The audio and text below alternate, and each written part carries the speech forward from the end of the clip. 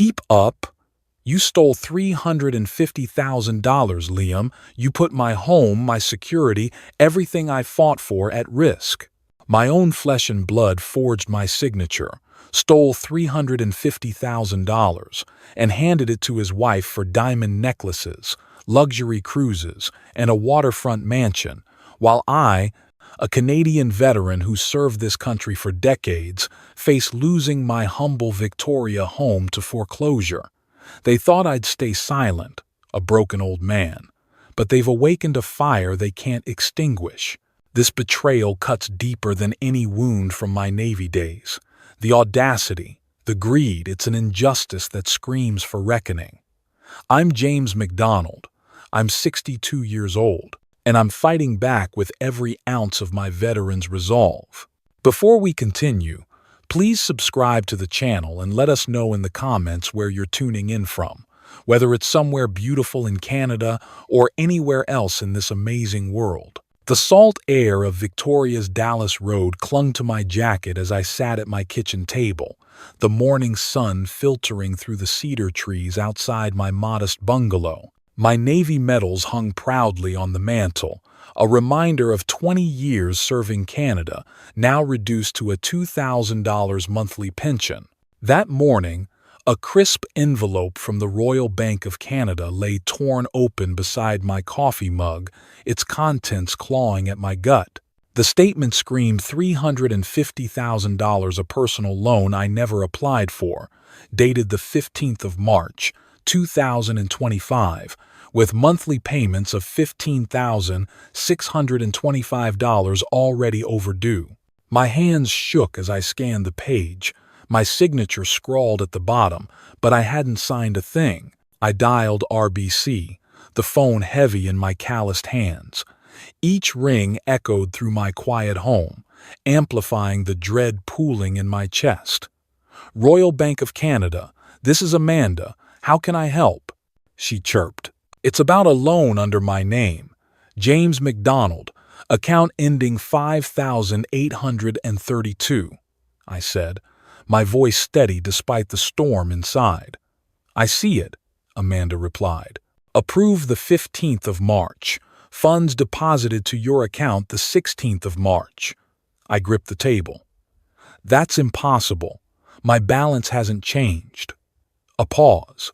The $350,000 was transferred to Liam McDonald's account the same day. He's listed as an authorized user. My son's name hit like a rogue wave. Liam, whom I'd trusted with account access for emergencies after his mother's passing. Are you sure? I pressed, my voice cracking. Yes, sir, Amanda confirmed. The transfer was immediate. The room spun. My own son, Liam, had betrayed me, forging my signature to steal a fortune. My modest savings, scraped together from years of service, were now at risk. I stared out at the Pacific Ocean, a kilometer away, its calm mocking my turmoil. This wasn't just theft, it was a violation of everything I'd fought for. The Pacific wind howled along Dallas Road as I drove my old Ford pickup 5 kilometers across Victoria to James Bay, where my son Liam lived in a world I could never afford. My knuckles whitened on the steering wheel, the RBC statement folded tightly in my jacket pocket, its $350,000 accusation burning a hole through my thoughts. My Navy training taught me to face threats head-on, but nothing prepared me for confronting my own flesh and blood. The modest bungalow I called home, with its cedar-lined yard and Navy medals, felt a universe away from the opulence I was about to enter. Liam's betrayal wasn't just financial, it was a dagger through the trust I'd built over decades of service.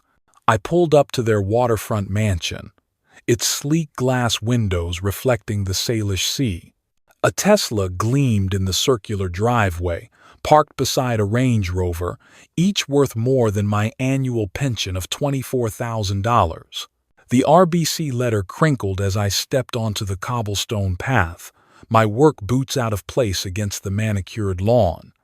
The doorbell chimed a luxurious melody, echoing through what must have been a cavernous foyer.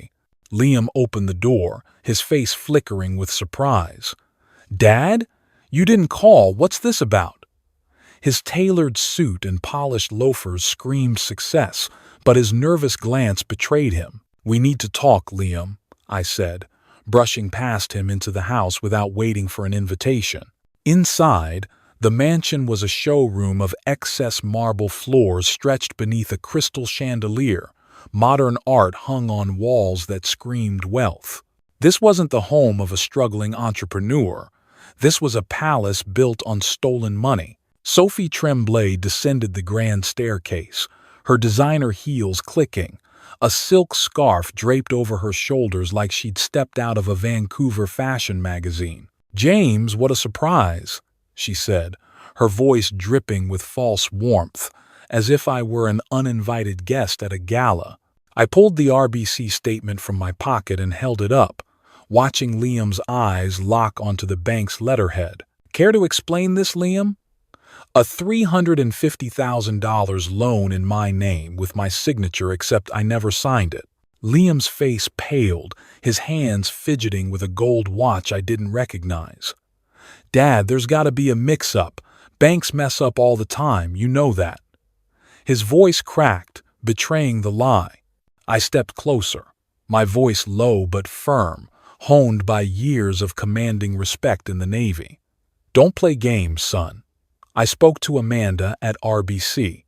The money went straight to your account on the 16th of March. You've had access since I added you for emergencies after your mother died." The air grew heavy, the ticking of a designer clock on the wall amplifying the silence. Sophie crossed her arms, her diamond earrings catching the light. "James, honestly, you're making a fuss over nothing. You live in that tiny bungalow, scraping by on your pension. Why do you even need that kind of credit?" Her words cut deeper than shrapnel, dismissing my life's work as if it were worthless. I turned to Liam, searching for a shred of the boy I'd raised. "Is this true, Liam? You forged my signature for her?"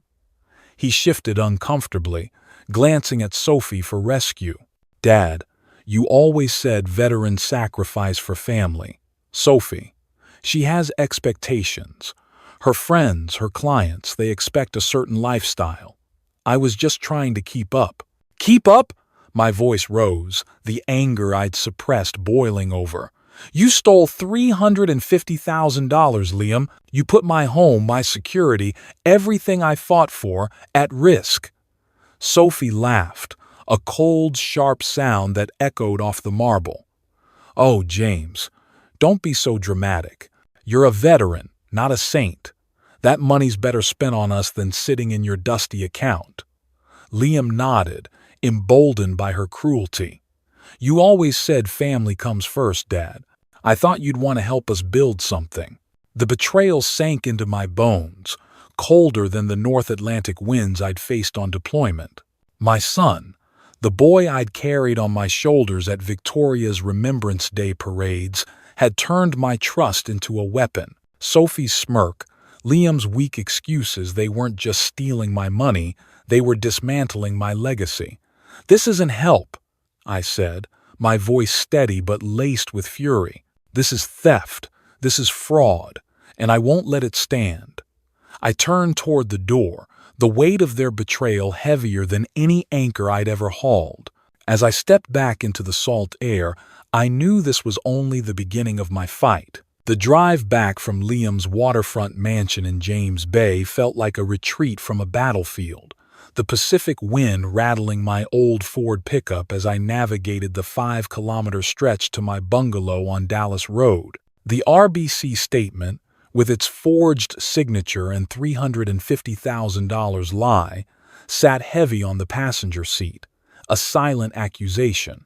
My Navy medals, polished and proud on my mantle, seemed to mock me now. 20 years of service to Canada, countless nights on stormy seas, all reduced to a tool for my son's greed.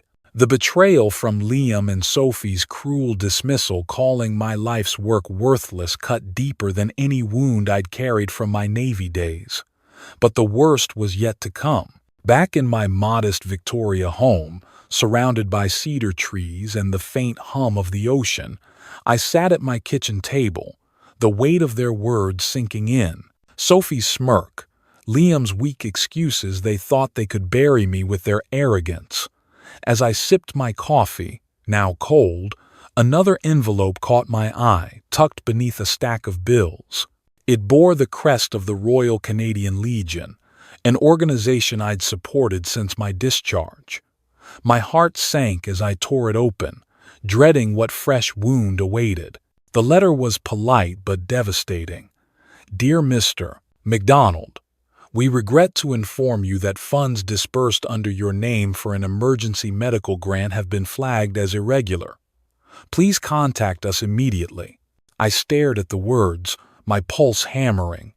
The Legion's grant program, meant to aid struggling veterans, had been exploited. The letter detailed $25,000 CAD, supposedly for my critical medical expenses, requested by Liam McDonald, my authorized representative.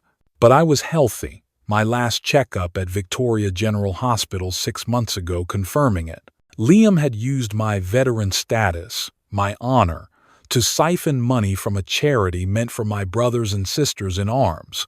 How could you? I whispered to the empty room, my voice trembling with a rage I hadn't felt since my days facing hostile waters. This wasn't just theft, it was sacrilege, a violation of the code I'd lived by. I dialed the Legion's office, my hands unsteady. Royal Canadian Legion. This is Margaret, a warm voice answered. Margaret, it's James McDonald, I said, fighting to keep my tone even. I received your letter about a medical grant. I never applied for it. A long pause followed. Mr. McDonald, the application came from your son, Liam, on the 20th of March, 2025. He provided your service records and a signed letter claiming you needed urgent treatment. My throat tightened. Margaret, I'm fine. I've never needed that money. It's fraud. Her voice softened with sympathy. I'm so sorry, James. The funds were transferred to an account under Liam McDonald's name. We're investigating, but you may be liable for repayment. Liable. The word echoed like a depth charge. My pension, barely $2,000 a month, couldn't cover $25,000 on top of the $350,000 loan. My home, my sanctuary, was slipping away, and now my reputation as a veteran was tarnished. I stood and walked to the mantel, my fingers tracing the cold metal of my medals earned through storms, sacrifice, and loyalty. Liam had taken more than money. He'd stolen my legacy, turning my service into a prop for his wife's extravagance. He used my honor, I said aloud, the words bitter. He used my name to rob those who served beside me. I sank into my chair, staring out at the Pacific, a kilometer away, its waves indifferent to my pain. The Legion's letter lay beside the RBC statement, 2 betrayals in black and white. Sophie's voice rang in my head. You live in that tiny bungalow, scraping by. Liam's pathetic justification.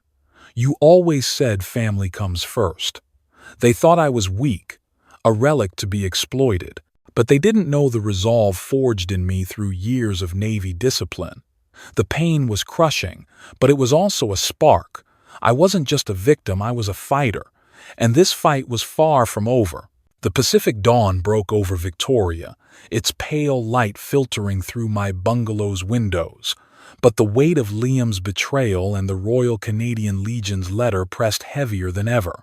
My Navy medals on the mantel glinted, a reminder of the discipline that had carried me through storms and battles. I wasn't about to let my son and his wife, Sophie Tremblay, dismantle my life without a fight. My 20 years in the Royal Canadian Navy had taught me strategy, precision, and the value of allies. It was time to use those skills. Sitting at my kitchen table, I opened my worn address book, its leather cover etched with names of comrades who'd stood by me through decades. If Liam thought he could outsmart a veteran, he was about to learn a hard lesson. I started with Sarah Thompson, a former Navy colleague now working as a fraud analyst at the Royal Bank of Canada's Victoria branch. I dialed her number, the familiar ring steadying my resolve. "James McDonald, you old sea dog." Sarah's voice crackled with warmth. "What's got you calling at 7 a.m.? I cut to the chase. "Sarah, my son Liam forged my signature for a $350,000 loan.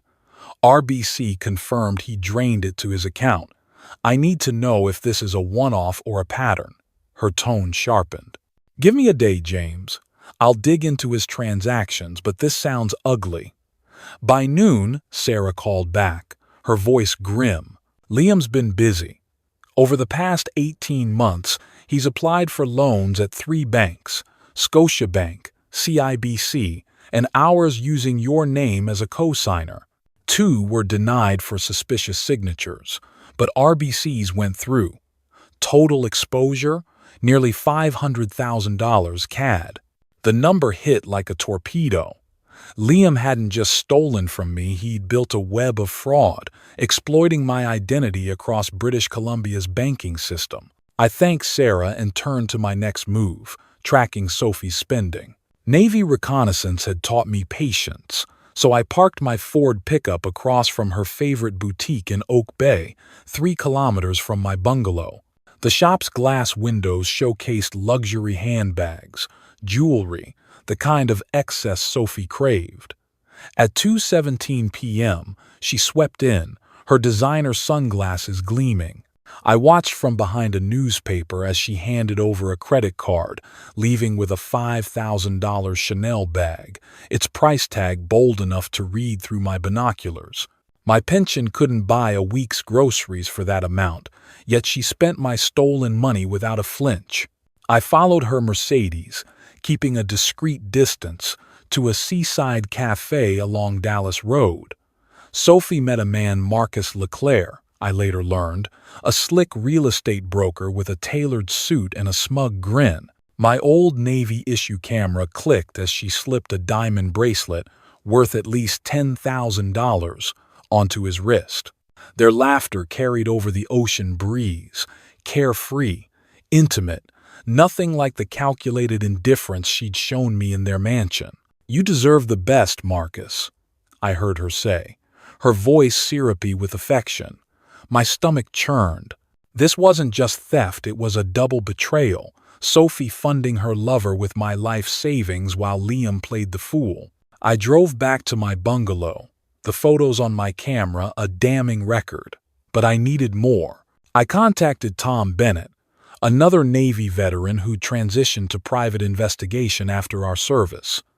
Over coffee at a Tim Hortons on Douglas Street, I laid out the RBC statement and the Legion letter. "Tom, Liam's not just stealing from me, he's defrauding veterans' charities," I said, my voice tight with fury. Tom's eyes narrowed. "That's low, James. I know a guy at CIBC who can pull Liam's credit reports. If he's forging your name, there's a trail." By evening, Tom delivered. Liam had attempted $150,000 in smaller loans, some approved, all tied to my veteran status. The pattern was clear, systematic fraud, with Sophie pulling the strings. As I sat in my living room, the Pacific's distant roar a faint comfort, I realized this wasn't just about me.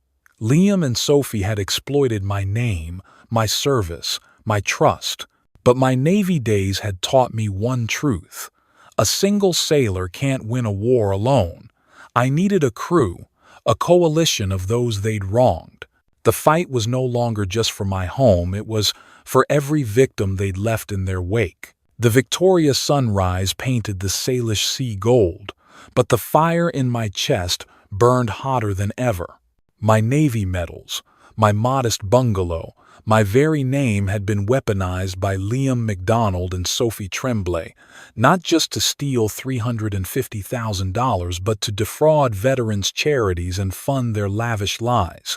The photos of Sophie slipping a $10,000 diamond bracelet onto Marcus Leclerc's wrist at that seaside cafe still seared my mind. My reconnaissance, honed over 20 years in the Royal Canadian Navy, had uncovered their affair, but I sensed a deeper scheme. Liam's weak excuses and Sophie's arrogance hinted at something bigger, a plan to escape the consequences of their crimes. I wasn't just fighting for my home anymore, I was fighting for justice, and I'd need every ounce of my veteran's resolve to expose them. Late that evening, as the Pacific's waves crashed a kilometer from my Dallas Road bungalow, I sifted through the evidence Tom Bennett, my Navy comrade turned investigator, had delivered.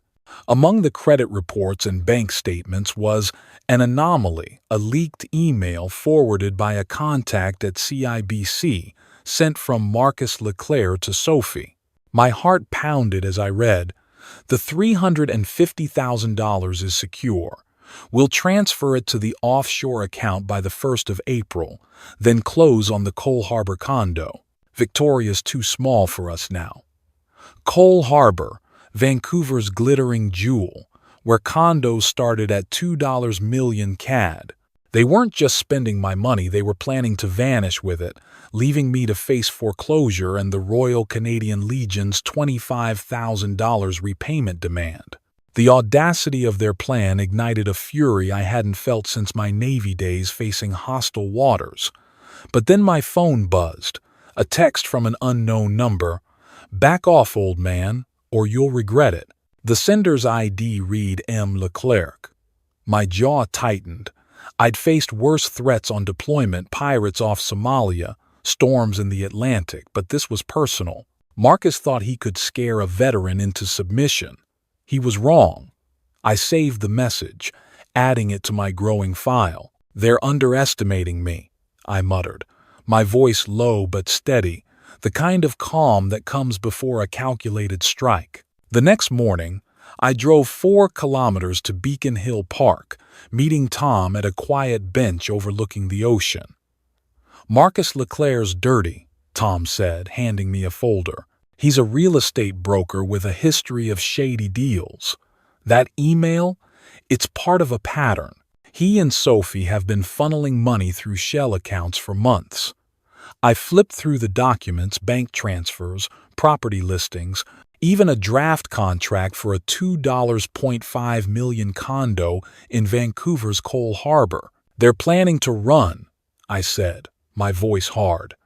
"Take my money, the Legion's money, and start fresh where no one can touch them." Tom nodded. "Exactly. But we've got them, James. This email is admissible evidence if we move fast."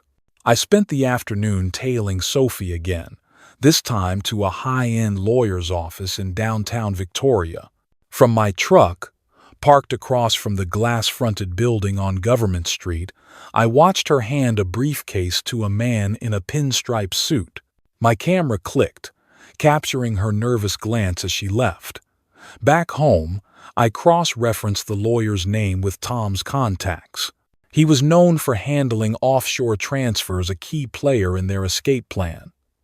"You think you're clever, Sophie," I said to the empty room, my fingers tightening around my coffee mug. But every move they made was another nail in their coffin. That evening, I called Sarah Thompson at RBC. "Sarah, I've got evidence of an offshore transfer plan tied to the $350,000 loan," I said, my voice steady but urgent. "Can you flag their accounts?" She hesitated. "James, I'll need something concrete to take to compliance." I emailed her the leaked message and my photos.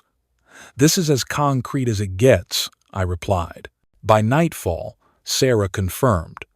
"RBC's frozen Liam's account pending investigation. You've got them cornered." The Pacific's distant roar was my only companion as I sat in my bungalow, plotting my next move. Liam and Sophie thought they could outrun justice, but they didn't know the tenacity of a Navy veteran. Marcus's threat only sharpened my focus. This wasn't just about my stolen money or my tarnished honor anymore. It was about stopping a criminal scheme before they could hurt anyone else. I opened my address book again, ready to rally the allies I'd need for the fight ahead. The Pacific's restless waves echoed in my ears as I sat in my Victoria bungalow, the weight of Liam MacDonald's fraud and Sophie Tremblay's scheming pressing against my resolve. The $350,000 loan, the $25,000 stolen from the Royal Canadian Legion, and the leaked email revealing their plan to flee to Vancouver's Coal Harbour with Marcus Leclerc, it was a calculated betrayal that threatened more than just my modest home. My Navy training had taught me that no battle is won alone, and Marcus's threatening text only steeled my determination. I wasn't just fighting for myself. I was fighting for every victim Liam and Sophie had exploited. It was time to rally a crew, a coalition of those they'd wronged, to bring their scheme crashing down. I started at the Victoria Community Center on Superior Street, a 3-kilometer drive from my Dallas Road bungalow. The cedar-lined hall, often used for veterans' gatherings, felt like the right place to forge our alliance. I'd contacted 6 victims, each a thread in Liam's web of deceit, through my Navy network and Tom Bennett's leads. There was Ellen Fraser, a 70-year-old widow who'd lost $20,000 to Liam's fake investment pitch, her pension now barely covering her rent. Michael Chen, a fellow Navy veteran, had co-signed a $15,000 loan for Liam, believing it was for my medical bills. Others included a retired teacher, a small business owner, and 2 neighbors from James Bay, all manipulated by Liam's charm and Sophie's lies. We gathered around a long table, the room heavy with shared betrayal. I stood at a whiteboard, my Navy discipline guiding my words. Liam and Sophie didn't just steal from me, I began, my voice steady but burning. They used my veteran status, my name, to defraud banks, charities, and people like you. But together, we can stop them. I laid out the evidence. The RBC statement for $350,000, the Legion's letter, photos of Sophie's $10,000 bracelet purchase for Marcus, and the leaked email about their offshore account. Ellen's hands trembled as she spoke. Liam told me it was a surefire investment for your care, James. I trusted him because he was your son. Michael's jaw tightened. He used our Navy bond against me, said you were dying. I'm out $15,000, and my credit's ruined. The stories were eerily similar sob tales about my health, forged signatures, promises of repayment that never came. I added Tom's findings. Liam's attempts at $500,000 in loans across Scotiabank, CIBC, and RBC, with Sophie and Marcus orchestrating the larger scheme. They're planning to run, I said, pointing to the Coal Harbour condo contract. But we've got them cornered. RBC froze Liam's account yesterday. Michael leaned forward. What's our next move, James? I nodded, feeling the weight of leadership I hadn't carried since my Navy days. We need a lawyer who understands fraud and won't back down. I'd already reached out to Laura Bennett, a Navy reservist turned fraud prosecutor, known for taking on cases involving veterans. Over coffee at a Tim Hortons on Douglas Street, I'd shared our evidence. James, this is airtight, Laura had said, her eyes scanning the documents. Multiple victims, forged signatures, an offshore plan this could be, wire fraud, identity theft, even elder abuse. I'm in. Now, at the community center, I introduced her to the group. Laura's building our case, I explained. We're not just victims. We're witnesses in a criminal enterprise. Laura stood, her voice sharp. With this evidence, we can pursue criminal charges and civil restitution. Their mansion, their cars, everything bought with stolen money can be seized. The room buzzed with resolve. Ellen clutched her purse, her voice fierce. I want my savings back. I trusted Liam because of you, James. Michael slammed his fist on the table. They used our service, our sacrifices. Let's make them pay. I looked around at these faces, ordinary Canadians, bound by betrayal but united by purpose. My bungalow, my medals, my honor, they weren't just mine to defend anymore. This coalition was my new crew, and together we'd bring Liam and Sophie's empire of lies to its knees. As the meeting ended, I felt the Pacific strength in my veins, ready for the battle ahead. The Victoria air carried the sharp tang of salt as I parked my Ford pickup outside the Fisherman's Wharf pub, a weathered haunt 2 kilometers from my Dallas Road bungalow. The Pacific's restless waves mirrored the storm in my chest, fueled by Liam MacDonald's fraud, Sophie Tremblay's betrayal, and their audacious plan with Marcus Leclerc to flee with my stolen $350 to a Cole Harbour condo. The coalition of victims, Ellen Fraser, Michael Chen, and others had armed me with evidence, bank records, photos, and the leaked email exposing their offshore scheme. My Navy discipline had built an airtight case, and Laura Bennett, our fraud prosecutor, was ready to strike. But first, I needed to face Liam one last time, to show him the wreckage of his lies before the courts did. Inside the pub, the dim glow of nautical lanterns cast shadows over wooden tables. Liam sat alone in a corner booth, his tailored suit replaced by a wrinkled hoodie, his gold watch gone, his eyes hollow with panic. The RBC account freeze had hit hard. I slid into the booth, my camera's photos in a manila envelope, my voice steady as a Navy commander's. "Liam, we need to talk."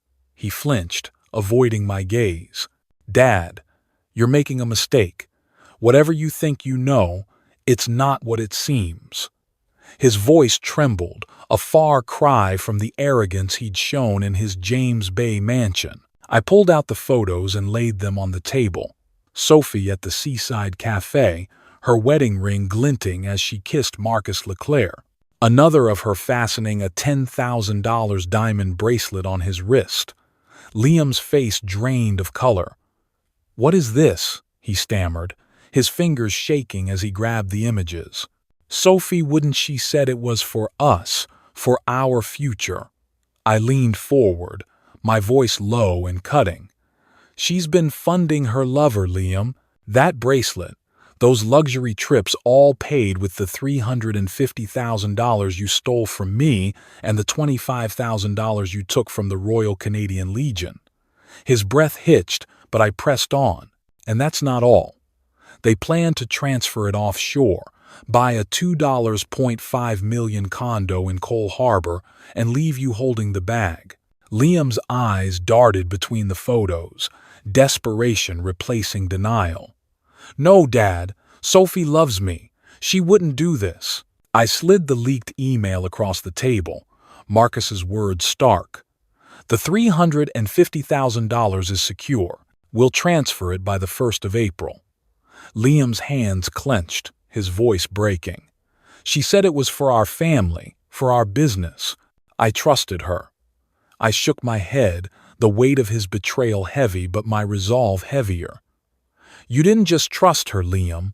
You forged my signature, lied to veterans' charities, and dragged 6 others into your mess. You chose her lies over your father's honor." Sophie's voice cut through the pub's hum as she stormed in, her designer coat billowing, her face a mask of calculated fury.